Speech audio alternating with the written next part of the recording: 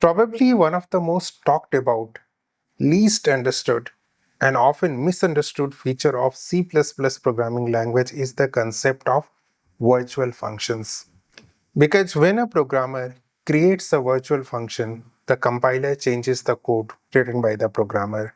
The max we can do is to understand the theory behind it, but as the saying goes, you cannot understand something properly until and unless you see it yourself.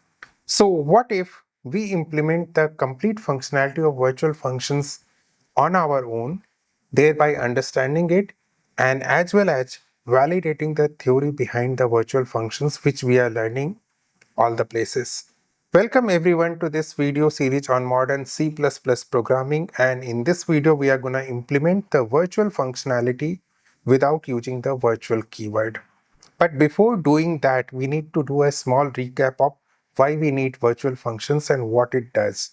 So in your screen right now, you can see there is a base class having a function called actionFN, and it is printing base actionFN.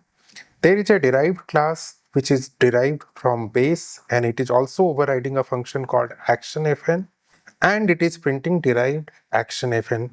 There is a generic function called callActionFN. It takes the base pointer and calls the actionFN over there. So this is the classic case of inheritance where the virtual functions are required. The reason being, if I go ahead and run this particular code, you can see that both the time base action fn is called, as you can see it over here.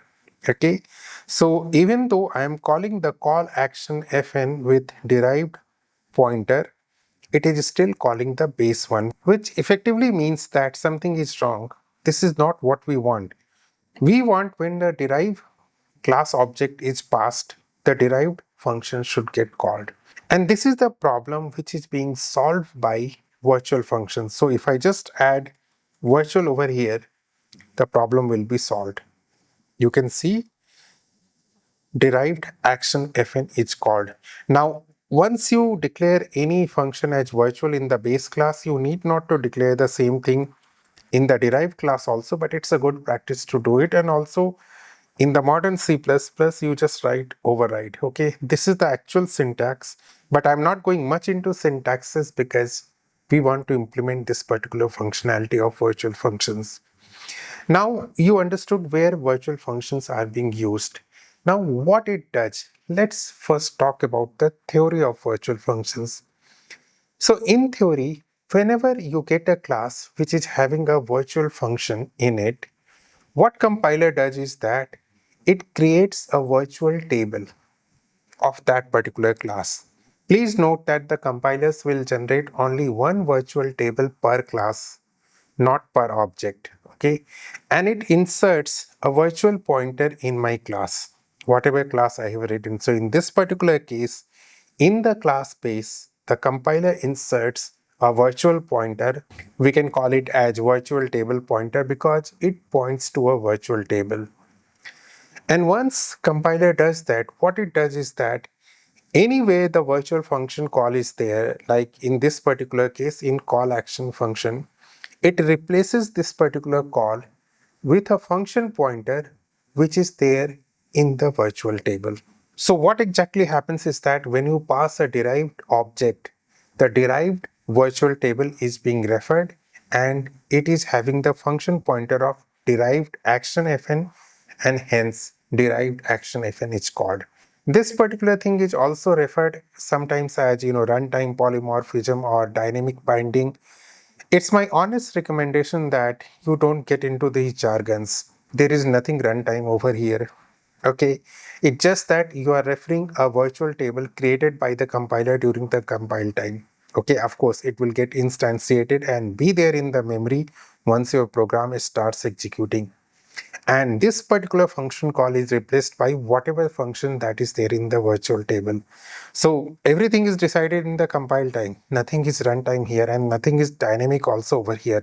It's just that people call it as dynamic binding because it looks into different virtual tables at the runtime. Okay, whenever the function is called based on the object it is being passed. So when we upcast derived object to the base, it will still refer to derived virtual table and so on and so forth. Hence, we see this particular behavior.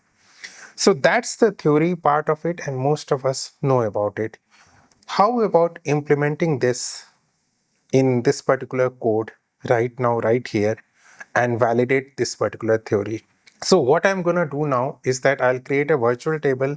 For simplicity purposes, I will use C++ vector as a virtual table. So you know that each class has its own virtual table. So whatever implementation I'm going to do, it's not a full-fledged implementation, and it's not similar to what compilers might be doing. Okay, but at the end of the day, every compiler achieved the same in relatively similar way. So let me go ahead and first let me include vector.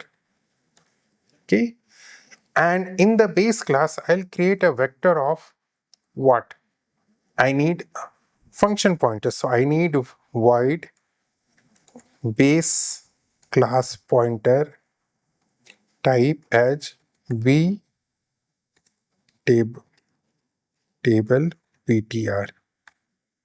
Okay, look, so now these things are not needed, and virtual also is not needed. Okay, so this is my virtual table I have created for the base class, and derived class will also use this particular vtable ptr because it's in the public section and it will be inherited by the derived class. Now what I'm gonna do is that I'll call a function called set vtable function, for example, and I'll say vtable ptr dot pushback. I'll give the address of base action fn. Okay, so sorry, it's pushback, not popback. Okay, so what happened here is that I have a table, right, which is a vector, and I'm actually creating the table inside my class itself. Okay, and referring to this table using vtable pointer or vtable ptr. And I have created a function, separate function, which added the address of this particular function in the vtable ptr. I can create a similar function in the derived class also. Okay, and in here I can say derived colon action fn. Now some compilers will allow this particular statement, but as you can see that this compiler, it's not allowing me to do this, so I have to do a static cast actually. So again, base pointer,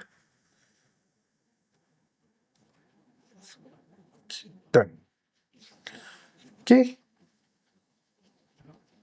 so now both of my classes, base as well as derived, has a virtual table, and it has an appropriate entry of the functions, the virtual functions that I want to call, right? Remember, here I am not using virtual, right? And this particular call action function, I told you compilers replace this function with the appropriate call to the function pointer in virtual tables. We are going to do the same thing. So what we are going to do, I'll say I will create a function pointer void base star fp is equal to b vtable ptr 0. Okay, so here I am taking statically as 0 because I know this is the first function in the vector and there are only one function, right? Just to make it easy, I made it as 0. Okay, now this is a function pointer syntax. If you are not comfortable with it, just think of it as a pointer referring to a function. Okay, now I am going to call this function pointer, okay, over here. Now you can see that in here there is no virtual function, okay, and I have just created a virtual table pointer and push back the function address, and here I am going to call base b. Let me set the virtual function over here. Similarly, I will do it in derived also. Okay, and if I go ahead and run this particular code, you'll surprised to see that sorry, there has to be star over here. So when I run this code, you'll be surprised to see that I'm getting the exact same behavior as I used to get using my virtual functions. So now I have validated this is the way virtual functions are working. And that's why when you take the size of a class with a virtual function, the size of the class actually 8 bytes more. After running this code, we all have validated the theory which we knew about virtual functions, that this is how it works and there is nothing runtime over here. Okay, it's just the name, okay, a fancy name. So we have understood this. Now here comes a question. Okay, we can also implement virtual functions. Yes, we can. So should we implement or should we let compilers do the work for us? As simple as it sounds, the answer may not be as simple. Let me tell you why. Because when you are letting your compiler do these things, compiler brings some kind of optimization and standardization. Okay, and all those things you did, you can achieve with just one keyword, just writing a virtual keyword in your base function like this. That's all you will have to do. So it's easy. But sometimes, as an experienced programmer, we may want a bit more flexibility and control on the way these virtual functions are implemented. Or maybe I could use this virtual function implementation for something else also. Okay. And I, as a programmer, I did that once upon a time. So there are situations where you may like to do it, but if there are no situations like this, don't do it. Go with the standard and optimized way of C++. But the biggest thing is that you must understand what exactly happening under the hood. And then only you can make an appropriate decision about how you want to write your code. So that's all for today's video. Thank you all. Thanks for watching. We will meet again. Until the next time we meet, good day, goodbye. You take care.